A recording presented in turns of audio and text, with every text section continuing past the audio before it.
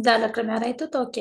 Mă vedeți și pe mine? Da, Perfect. na, te vezi, te vezi. Perfect. Atunci eu spun să începem. Succes! Mulțumesc. Eu spun să începem.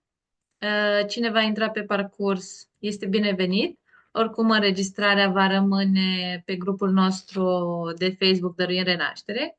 Acolo o să găsiți toate cele trei seri înregistrate și postate pentru a le vedea în reluare.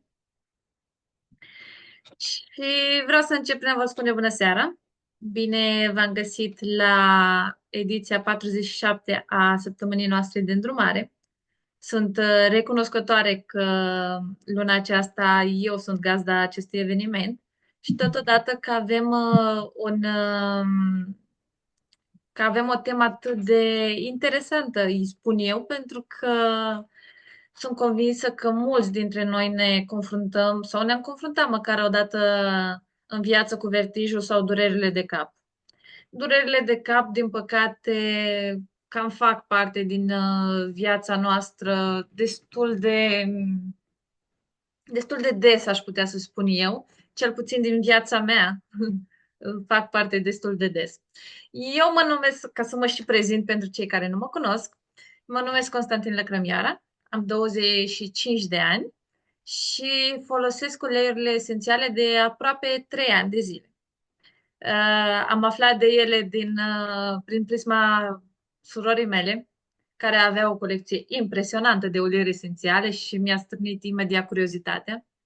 Așadar, am început încet, încet să le folosesc și totodată să mă și îndrăgostesc de ele, pentru că cunoscătorii știu că odată ce ai mirosit un ulei esențial pur, nu ai cum să nu începi să le vrei pe toate, să le miroși pe toate, să le simți, să le afli povestea și totodată puterea.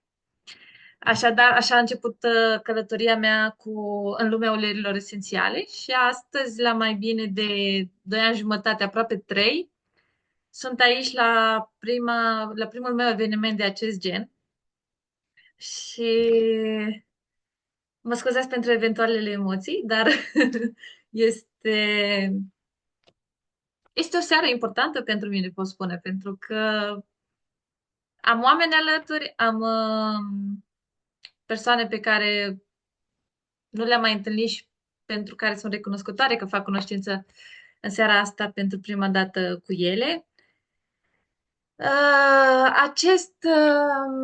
Această temă am ales-o pentru că am ales-o împreună cu echipa noastră Dăruiem Renaștere, pentru că este o temă destul de comună, dar totodată, de multe ori, ne limităm să o tratăm superficial, aș putea spune. Pentru că și eu fac parte din acest cerc de persoane care, până să intru în lumea uleiurilor esențiale, au tratat-o superficial, au tratat-o ca pe ceva trecător și cu o pastiluță. Eu mă consider norocoasă că nu am apelat și nu îmi place să apelez. Nu mi-a plăcut niciodată să apelez la medicamente sau alte lucruri de genul. Întotdeauna am crezut în autovindecare și am știut că totul trece de la sine. Doar că este important să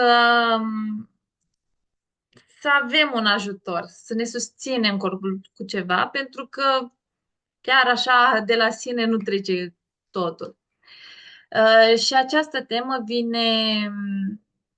vine perfect pentru mine, pentru că durerile de cap, din păcate, au făcut și încă fac parte din viața mea, dar că am învățat să le tratez mult mai profund, să încerc să mă duc real la cauza problemei și să nu tratez totul cu superficialitatea pe care o aveam acum câțiva ani.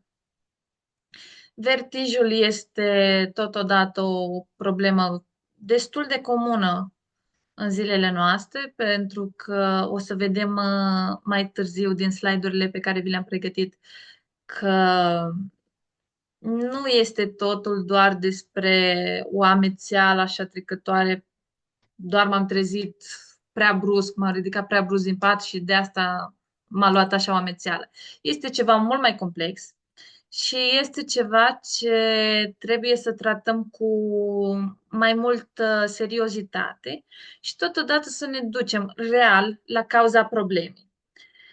Așadar, eu zic să începem și vreau să încep, dacă îmi dați 2 secunde, cu definiția vertijului, doar că eu am ales să dau definiția vertijului. Stați un pic, că nu mi se încarcă aici.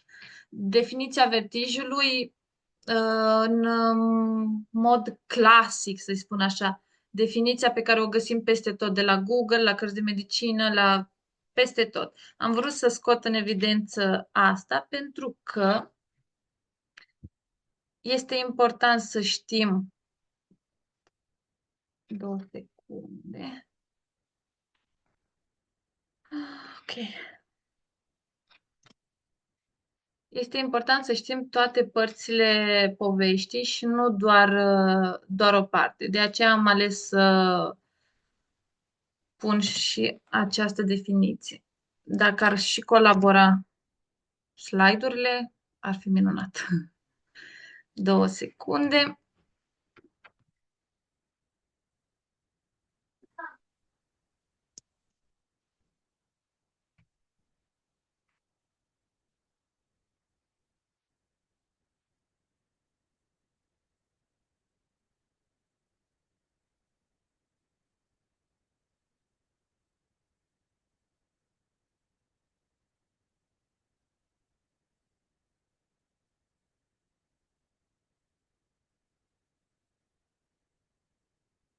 Dați-mi doar 2 secunde pentru că aparent tehnologia nu este de partea mea seara aceasta.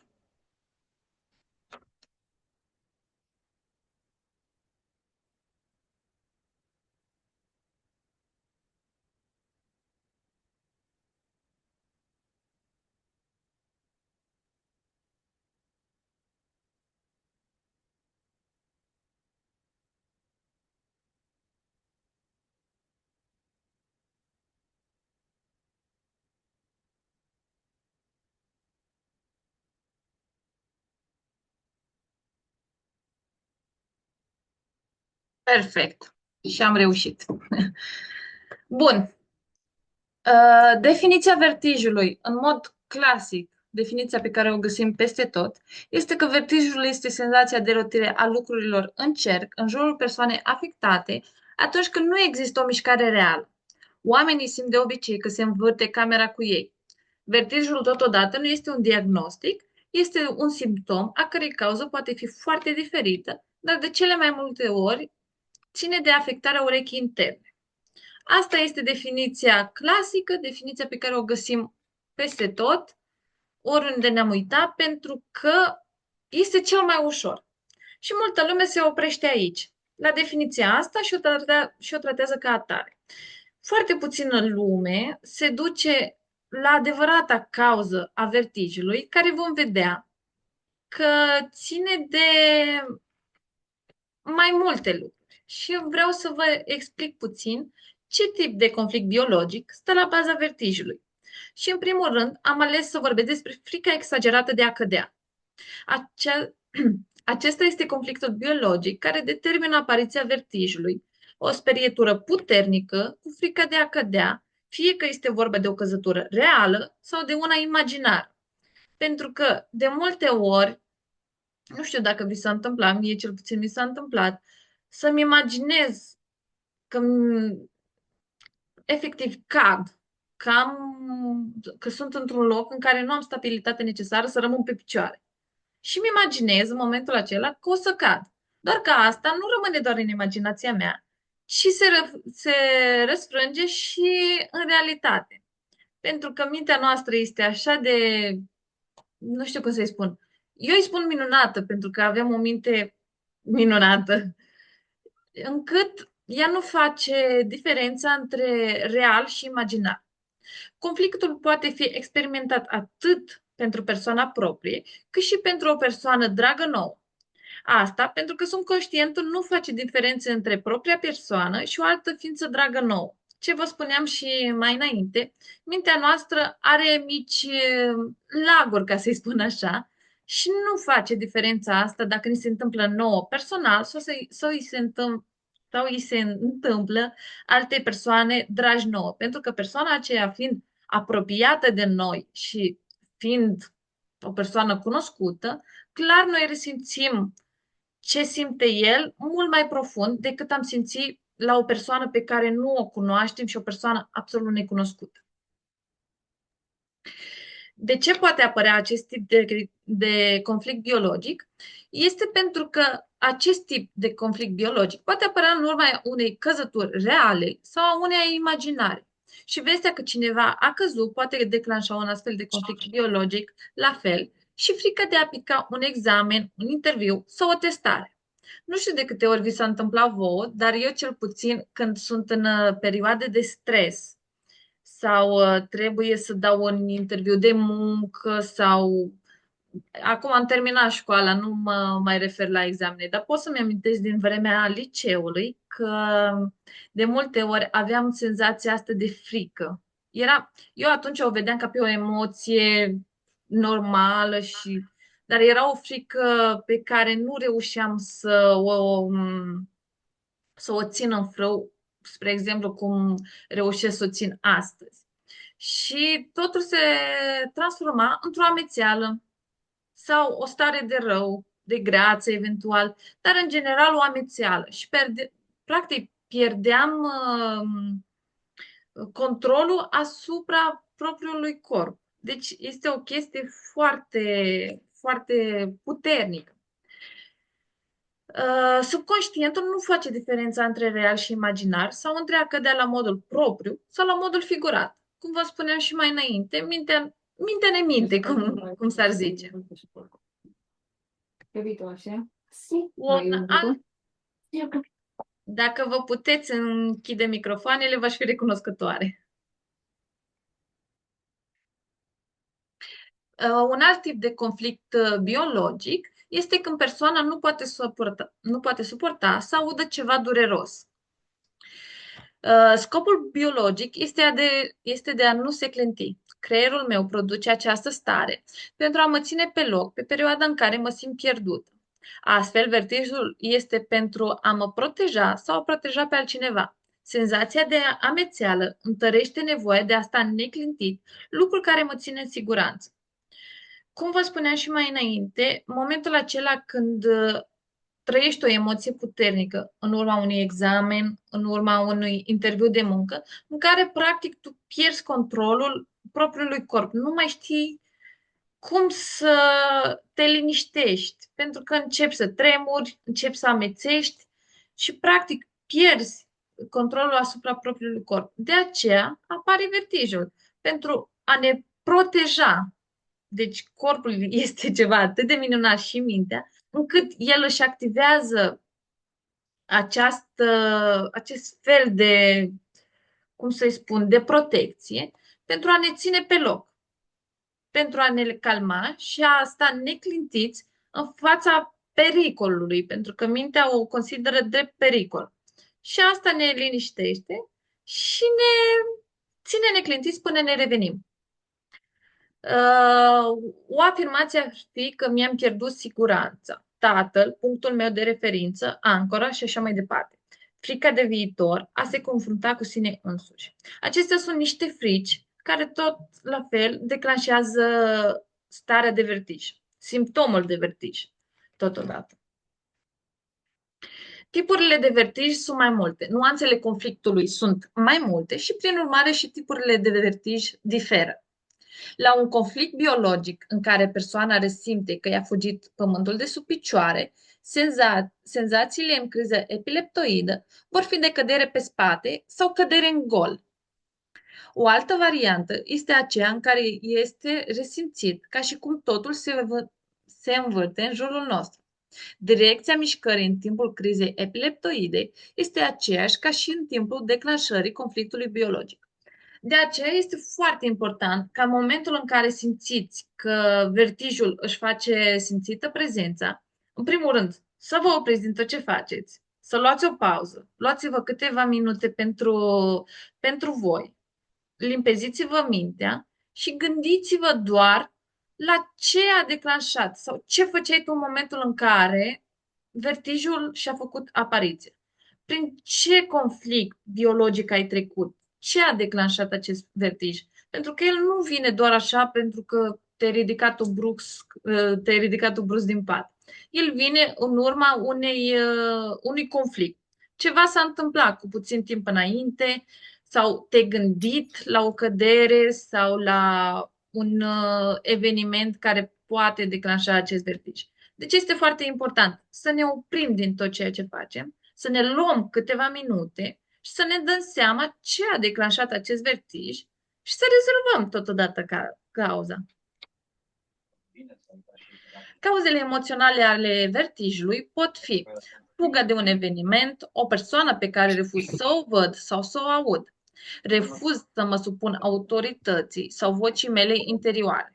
Totul în jurul meu evoluează prea repede. Schimbările astea îmi creează frică și nu știu încotro se îndreaptă viața mea. Viitorul meu. Îmi pierd spațiul vital, mă simt strivit, frica de viitor și nu știu în ce direcție să o iau. Mă regăsesc dintr-o dată, față în față, cu mine însumi. Deci gândiți-vă că nouă ne este așa de frică să ne întâlnim noi cu noi, să stăm față în față, noi cu noi, încât vertijul se declanșează ca un sistem de apărare. Pentru că pentru noi este o amenințare. Pentru că noi nu suntem obișnuiți să stăm față în față cu noi și să ne privim. Deci corpul și mintea o consideră o amenințare. Și apare dragul nostru vertij. Frica de viitor. Nu știu în ce direcție să o iau, mă găsesc dintr-o dată față în față cu mine însumi. Simt ca și cum cad, mă învârt în neant. Vreau să controlez situația și tot ce este în jurul meu, dar este imposibil și devin tot mai instabil, anxios, amețit. Caut adevărul, sunt afectat de o minciună în legătură cu linia mea genealogică. Simt că ceva nu e în regulă, însă nu știu ce. Mă învârt în cerc și nu văd nicio ieșire. Mă întreb des care este poziția mea în familie sau în societate.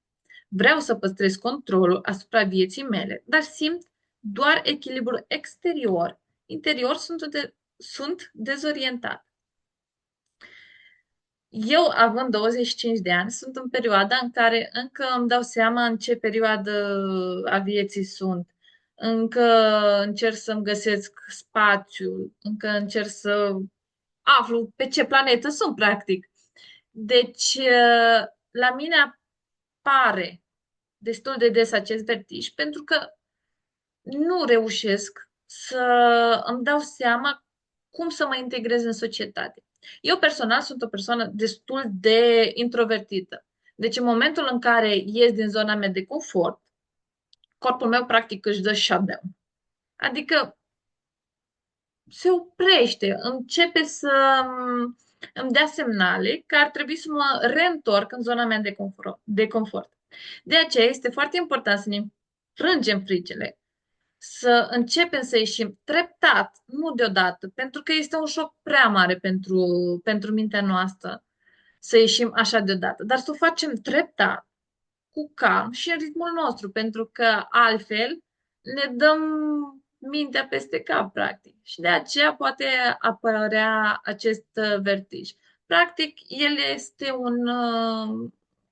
un sistem de apărare al nostru.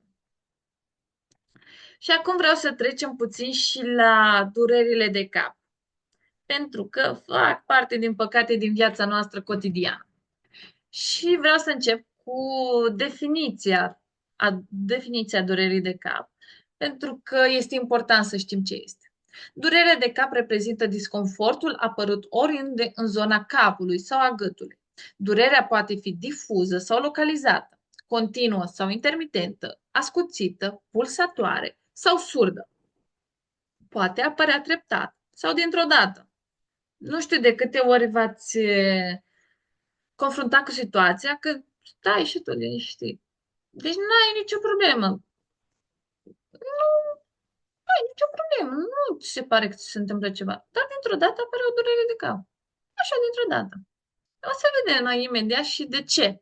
Pentru că subconștientul lucrează, chiar dacă conștientul zice că nu este nicio problemă. Subconștientul lucrează. Capul are legătură cu individualitatea și autonomia noastră. Atunci când ne forțăm să fim ceva sau să facem ceva, când suntem stresați, ne putem confrunta cu dureri de cap. Cu alte cuvinte, atunci când ne obsedează ceva ce vrem să facem, apar durerile. Deci, cauzele sunt multiple, să le spun așa. Dar la fel ca la vertij, ca în cazul vertijului, este important să ne ducem la sursa durerii. Să aflăm de unde vine și să ne dăm seama cum să o rezolvăm. Și acum vreau să vă vorbesc puțin și despre lateralitate. Durerile de cap pe partea stângă au legătură cu relațiile noastre, cu aspectul feminin, cu latura mamă-fică și așa mai departe.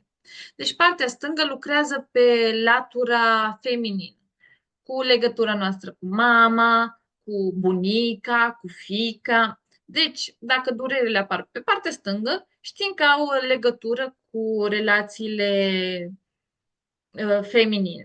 Deci este important când apare durerea să ne gândim ce s-a întâmplat cu aspectul acesta feminin, ce a intervenit în viața noastră și ce a declanșat durerea.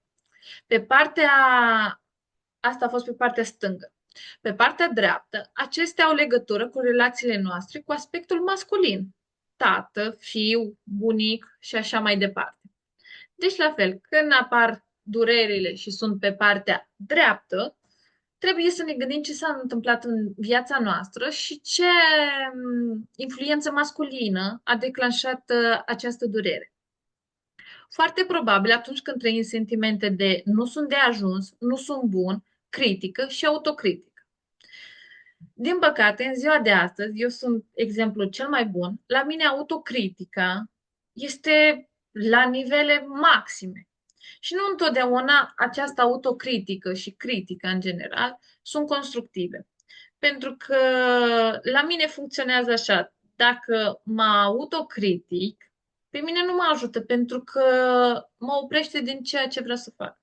Dacă eu îmi propun să fac ceva în următoarea jumătate de oră, doar că conștientul meu muncește, lucrează acolo, apar 10.000 de scenarii în care eu fac totul greșit și informația pe care vreau să o dau nu ajută la nimic și în momentul ăla am încetat să fac orice și mă complac în situația asta de critică și autocritică care pe mine personal nu mă ajută absolut deloc.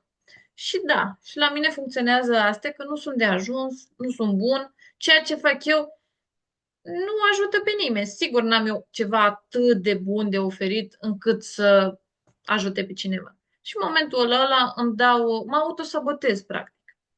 Și atunci când vrem să înțelegem mult sau prea mult dintr-un foc, aceleași simptome pot apărea. Același lucru, de obicei, îmi amintesc că în școală încercam să săream peste anumite lecții. Dar când venea momentul acela când trebuia să le spun pe toate, trebuia să mi le amintesc, trebuia să dau un test eventual și încercam să asimilez totul dintr-un foc. Gândiți-vă, nu știu, 2 săptămâni de informații pe care eu trebuia să le asimilez treptat, treptat. Eu voiam să le asimilez pe toate dintr-un foc. Era absolut imposibil și apăreau durerile de cap, normal. Același lucru se întâmplă întotdeauna când dorim să facem mult, prea mult, dintr-o dată. Trebuie să luăm lucrurile cu calm, pentru că nu ne grăbește nimeni. Trebuie să ne luăm timp, mai ales. Durerea la nivelul frunții, pe de altă parte, are legătură cu un eveniment profesional sau cu rolul nostru pe plan social. Deci, ieșitul ăsta în societate sau evenimentele profesionale, dacă te duci să te angajezi sau la birou ai un proiect important, durerea care va apărea la nivelul frunții, știi că este din cauza acelui eveniment de profesional sau social și trebuie să-ți iei timp pentru tine, să-ți iei timp să digeri și să lucrezi în ritmul tău, nu în ritmul firmei care este mereu pe fugă. Ia-ți timpul tău, gândește-te la lucrul pe care îl faci și fă încet, nu te forța, pentru că în momentul ăla o să apară durerea la nivelul frunții și o să știi de la ce este. Vreau să vă spun și câteva afirmații pentru susținerea vindecării în cazul durerilor de cap. Și prima ar fi, învăț să fiu mai răbdător. Cu toți avem nevoie să fim răbdători cu noi, să ne dăm timp și să avem răbdare cu noi. Îmi accept limitele și nu le depășesc atunci când simt că îmi fac rău. Un alt lucru important este să ne respectăm limitele. Mintea și corpul nostru ne impun limite. Noi de multe ori trecem peste ele și nu ne acordăm timpul necesar și asta ne face rău. Păstrez o distanță față de ceea ce trăiesc. Ideile mele sunt mai clare și trăiesc în armonie cu mine și cu cei din jur. Este foarte important să trăim în armonie cu cei din jur și totodată cu mine. Pentru că dacă eu nu sunt în armonie cu mine, totul o să se răsfrângă și la cei din jur. Deci o să vedem că ceea ce suntem noi și ceea ce trăim noi o să se vadă întotdeauna și în exteriorul nostru. Și acum vreau să vă vorbesc puțin și despre protocolul pe care l-am pregătit luna aceasta. În primul rând, am pregătit un blend cu 5 ml de ulei purtător, cu 5 picături de frankincense, care este tămâie, și 5 picături de pepper. Acest blend se aplică pe tâmple, în spatele urechilor și pe ceafă de 3 ori pe zi. Într-un mililitru și 3 capsule vegetale.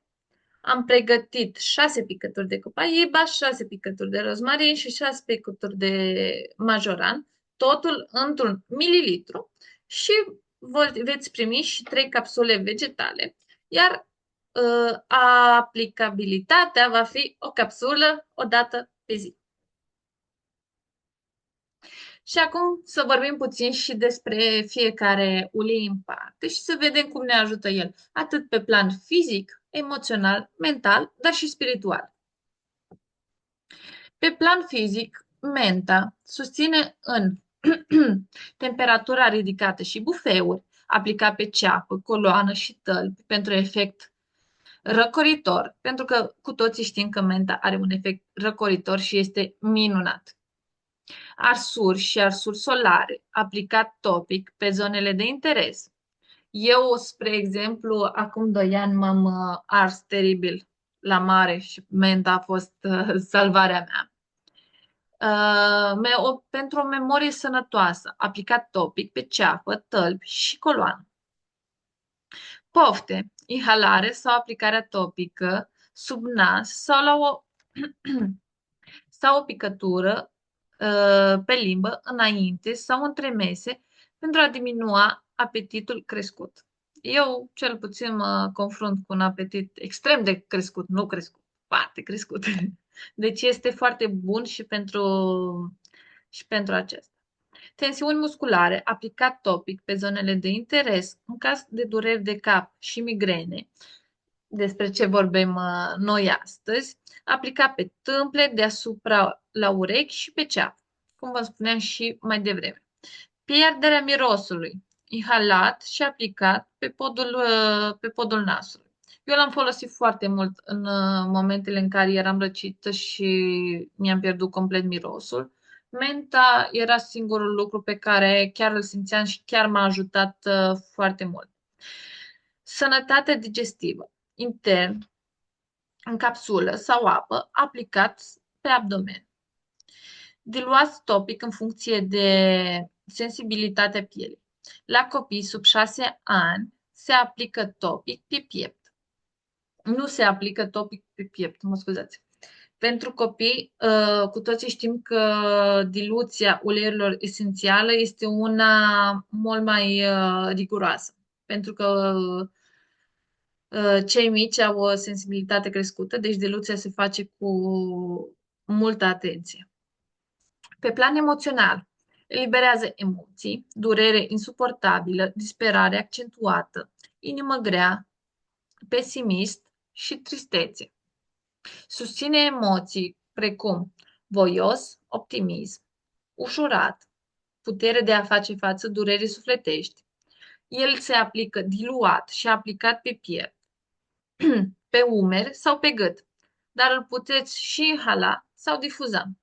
În difuzor face minuni. Pe plan mental, eliberează gânduri. Nu mai pot suporta, e prea greu pentru mine. Am prea multe piedici. Aș vrea o pauză. E prea greu. Deja pe unde să ies? Nu văd nimic bun în viitorul meu. Deci, pe plan mental, acestea sunt gândurile cele mai dăunătoare. Iar Peppermint eliberează aceste gânduri atât de dăunătoare pentru mintea noastră. Susține gânduri precum: nu este nevoie să îndur tot deodată. Este în regulă să iau o pauză. Ies la suprafață durerii și știu că totul se va rezolva cu răbdare. Sunt optimistă, mă ridic de fiecare dată. Acestea sunt niște gânduri pe care ar trebui să le repetăm în fiecare zi pentru a ne ajuta pe plan mental. Pe plan spiritual, susține trecerea peste obstacole, lecții și suferințe cu optimism, deoarece acestea fac parte din călătoria noastră personală. Disciplină interioară discerne și așează frumos lecțiile, suferințele, durerea și răspunsurile interioare la de ce asta? Ce am învățat din asta? Descoperirea și reamintirea că ești mai puternic decât crezi și tot ce îți este dat pe drum este pentru cunoașterea ta. Ca și afirmație avem: trăiesc din plin, mă țin tare, sunt puternică. Mă scuzați, vocea mea mă cam sabotează. Îmi urmez drumul cu încredere, cu încredere în Creator. Următorul ulei pe care l-am ales pentru a ne susține în cazul vertijelor și a durerilor de cap este rozmarinul. Pe plan fizic susține sănătatea respiratorie, aplicat diluat pe piept și difuzat, sănătatea prostatei, aplicat pe tălpi și intern în capsulă vegetală, încăderea părului și mătreață, aplicat diluat pe scalp, memorie și concentrare, aplicat diluat pe frunte și sub nas sau difuzat. În oboseală mentală și supramentală, aplicat diluat sub nas și difuzat împreună cu peppermint și bazil. Bazil este busuioc. Sănătatea ficatului și rinichilor, aplicat pe tălpi și intern în capsulă vegetală. În echilibrul dopaminei, aplicat diluat sub nas și difuzat. În dureri de mușchi și oase, aplicat diluat pe zona de interes. Ne ajută și în celulită, intern în capsulă vegetale. În leșin, aplicat diluat sub nas și inhalat din palme. Deci dacă vă confruntați cu o situație în care cineva a leșinat, în loc de alcool, puneți rozmarin și se rezolvă problema. Pe plan emoțional, eliberează emoții precum confuz, se adaptează greu, suportă cu greu tranziția, perspectivă limitată, dificultăți de învățare. Susține emoții precum claritate mentală, informat, receptiv la învățătură, deschis la noi experiențe, capabil să se adapteze, perspective nelimitate spre viitor. Diluat și aplicat topic pe ceafă, frunte și în spatele urechilor sau inhalat sau difuzat. Pe plan mental, eliberează gânduri precum mă învârt în cerc, nu mai știu ce să fac, nu sunt suficient de bun, nu înțeleg, nu mai văd nicio cale de ieșire, am făcut tot ce am putut, nu merge, sunt epuizat. Mi este greu să o iau de la capăt, nu pot, nu știu cum. Nu pot învăța cum să fac. Susține gânduri precum pot rupe cercul învățând ceva nou. Acum înțeleg, sunt suficient de bun. A fost nevoie de această experiență ca să înțeleg de ce.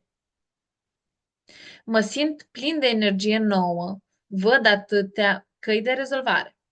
Acum știu cum să fac, pentru că am învățat lecția din experiența mea. Pe plan spiritual, susține conștientizarea unei puteri mai mari decât noi, cea a Universului, care ne duce pe diferite căi, tocmai pentru evoluția noastră. Să vedem situații și schimbările din viața noastră ca pe o nouă treaptă spre creștere și învățare, că tot timpul ceva ni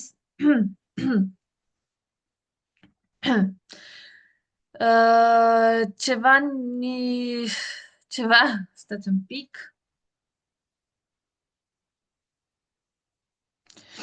ceva se ia pentru a ni se oferi ceva mai bun pentru noi, mai eficient, pentru creșterea noastră ca suflet. Ok. Că nu am nevoie să le fac eu pe toate, să controlez eu tot, să depun toată energia acolo. Noi, ca oameni, e nevoie doar să mergem pe cale, să facem ca intenție, iar ajutoarele noastre cerești vor merge de mână cu noi, spre ceea ce a pregătit Universul pentru noi. Afirmații care ne susțin pe plan spiritual.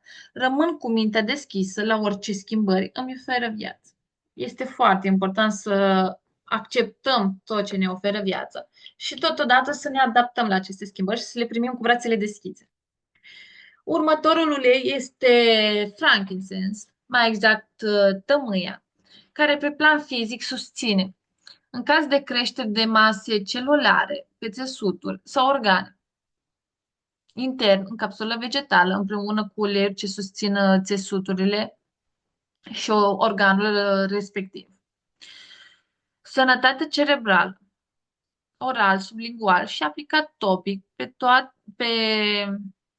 pe linia părului, pe ceafă și sub nas, în răni și riduri. Topic pe zonele de interes pentru susținerea regenerării.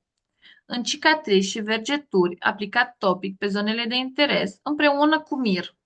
Mirul știm foarte bine că este un ulei magic.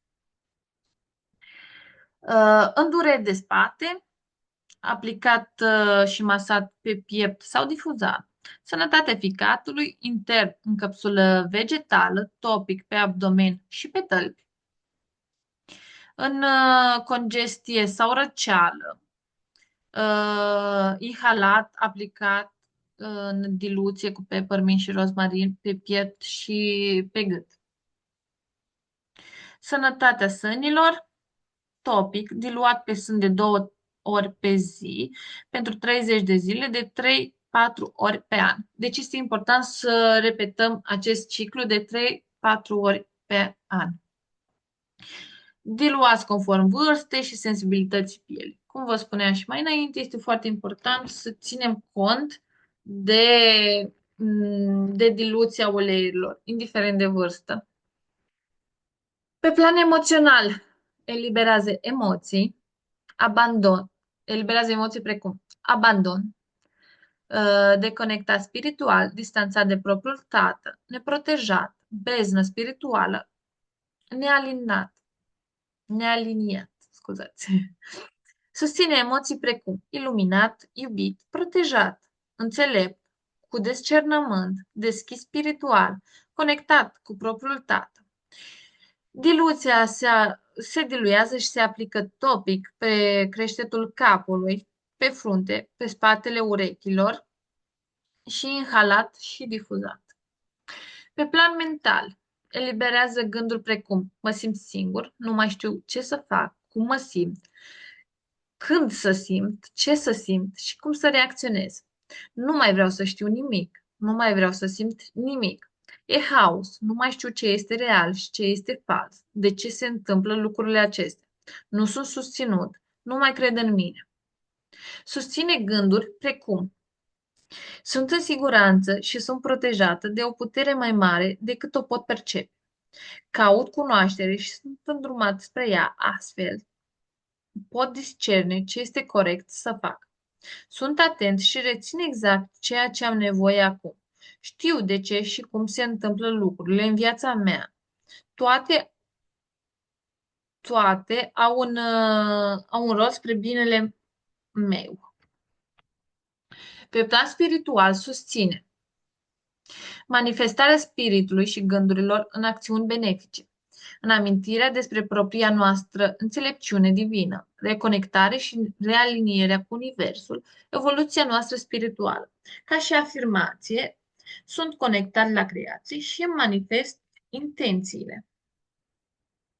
Cu toții știm, probabil, puterea manifestării. Următorul ulei din protocolul nostru este majoram. Pe plan fizic susține sănătatea articulațiilor și a mușchilor, aplicat topic, diluat pe zonele de interes.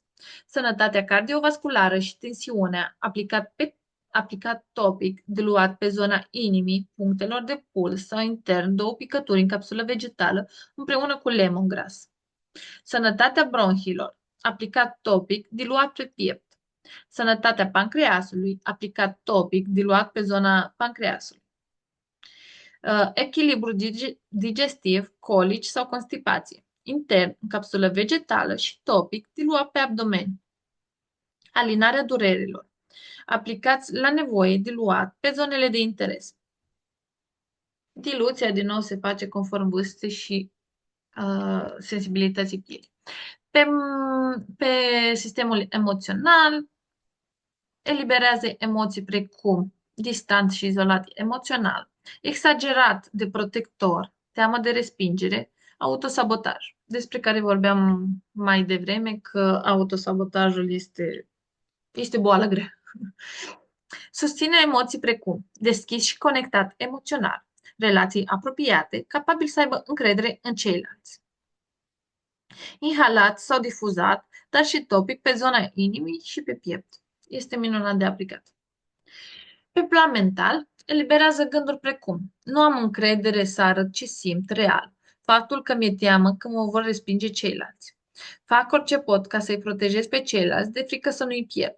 Nu mă mai apropii de oameni de frică că mă vor respinge. Susține gânduri precum îmi împărtășesc realele mele situații de viață și celorlalți. Oamenii se apropie de mine și eu de ei prin faptul că se destăinuie unul altuia cu încredere. Am încredere în ceilalți oameni și nu îi forțez prin protecția exagerată de a se destăinui. Pe spiritual susține că rălile noastre reale sunt ceea ce avem de a arăta lumii. Cum le-am depășit, cine suntem cu adevărat, prin ce am trecut, vulnerabilitatea proprie îi apropie pe oameni care sunt destinați să rămână în viața noastră. Deci degeaba forțăm noi pe cineva să rămână în viața noastră. Dacă nu este destinat să rămână, nu o să rămână. Uh, Că dacă noi nu avem încredere în ei să ne dezvăluie adevărata noastră viață, nu va exista nicio conexiune emoțională. Iubirea reală cu protecție exagerată reprezintă să-i lăsăm liber pe ceilalți în timp ce noi ne deschidem prin ceea ce suntem real. Că am venit pe pământ să ne conectăm emoțional cu ceilalți, să trăim emoții înalte și să trezim în ceilalți propriile lor emoții pozitive. Ca și afirmație, am încredere în vulnerabilitatea mea. Următorul ulei din protocolul nostru este copaiba, la fel un ulei minunat, care pe plan fizic ne susține în cazul inflamațiilor, difuzat, inhalat, aplicat topic pe zonele de interes. Sănătatea ficatului, intern, în capsulă vegetală sau în apă, în monturi, pe tălpi, diluat pe zonele de interes, în sănătatea respiratorie și amigdale, aplicat topic sub nas, pe piel, inhalat sau difuzat. În incontinență și udarea patului. Asta cu udarea patului se aplică mai mult la copilași. intern sau în capsulă vegetară și sau topic pe abdomenul inferior, în mase celulare crescute pe țesuturi sau organe, intern în apă sau în capsule vegetale, topic pe coloană, tălpi, împreună cu frankincense și Siberian fir, în, în producția de colagen, aplicat pe zona de interes, sănătatea aparatului reproducător feminin, este de luat intern, în capsulă sau în apă.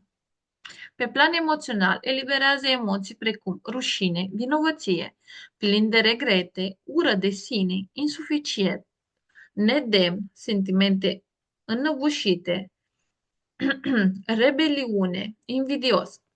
Susține emoții precum merituos, conștient de propriul sine, luciditate, iertat, redefinirea sinelui, existență cu scop, diluat și aplicat topic pe abdomen, pe abdomenul inferior, zona, zona inimii, frunte, creștetul capului, inhalat sau difuzat. Pe mental, eliberează gânduri precum sunt important doar dacă sunt stresat și obosit. Trebuie să fiu necesar cu forța ca să mă simt important. Nu vreau să renunț la control pentru că nu prea am eu încredere în Dumnezeu sau în univers. Sunt gelos pe oamenii care au care au pentru că nu cred că au un secret ce nu-l spun. Trebuie să fiu sărac, bolnav, necăjit și așa mai departe pentru a fi important. Deci aici sunt câteva gânduri bolnăvicioase pe care le putem susține cu Copaiba. Copaiba totodată susține gânduri precum sunt conștient de ce am făcut și mă iert pentru asta. Este ok să las controlul, nu mă las îndrumat de divinitate. Mă ofer ajutorul direct doar când mi se cere asta. Altfel nu ajut pe nimeni cu nimic, nici pe mine. Admir oamenii care au succes și mă las inspirată de ei. Vindecarea mea înseamnă că mă iubesc cu adevărat și astfel îi voi susține și pe alții ce îmi cer asta în vindecarea lor. Pe spiritual susține dezvăluirea a cine ai fost și ce ai făcut tu până acum în viața ta și cu oamenii din viața ta. Conștientizarea tuturor greșelilor tale pentru a le curăța și a merge mai departe pe un drum curat și luminos. Iertarea ta de către tine însuți pentru tot ce ai făcut și simțit. Cu toții suntem copiii lui Dumnezeu și e nevoie să ne iertăm pentru că El deja ne-a iertat de mult. Ca această, ca această rușine dezvăluie a fi o parte importantă a drumului tău care te va face să te prețuiești mai mult pe tine și pe ceilalți. Ca și afirmație, acesta este un nou început pentru mine, curat și plin de iubire. Deci, după cum vedeți, Copaiba este un ulei minune care lucrează pe atât de multe sisteme, pe atât de multe emoții și este foarte important să-i știm putere și să-l studiem cât de cât, pentru că are multe de oferit. Eu vă mulțumesc foarte mult. Vreau să mă scuz pentru eventualele emoții, pentru eventualele laguri pe care le-am avut. Asta am dorit să scot în evidență despre vertij și durerile de cap. Este important și vreau să subliniez din nou să ne dăm timp să înțelegem ce a declanșat cu adevărat aceste vertije și aceste dureri de cap, pentru că totul se întâmplă cu motiv. Luați-vă câteva minute pentru voi, opriți-vă din tot ceea ce faceți și gândiți-vă ce a declanșat